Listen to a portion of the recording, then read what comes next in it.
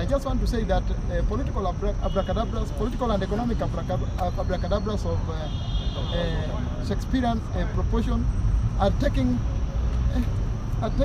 course at a very high level in this country. And for that matter, I would urge that leaders to spearhead the issue of peace so that Kenyans can live in peace.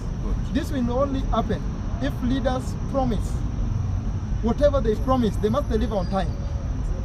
Time has really gone and Kenyans are going through a lot. We urge the government to listen to the voice of the people, because the voice of the people is the voice of God. Almighty Allah. Yeah, there are very many draconian bills, agricultural draconian bills in the parliament, which need to be looked at, because those bills, if they are passed, they will affect farmers.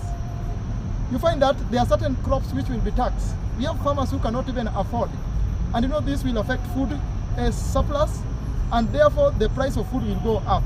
And if prices of food go up, hunger will strike people. So that should be focused on. Again, I want to urge the members of Bunge la Mwananchi to read Article 10 of our Kenyan Constitution, which allows that each and everyone is allowed under the Bill of Rights, political Bill of Rights, to associate or to support any political party or any politician without intimidation. Let us give each and everyone. I want to urge my members to give each and everyone time to deliver his speech, whether you like it or not, but let us listen. If he also finishes, then you rebut. That is when we will grow our national Bunge, because this Bunge is being looked at in many parts of the country, in the 46 countries. This is the national Bunge. With those few remarks, may I end my rebuttal there and speak. Maybe if there is a question from the fourth estate. Any question?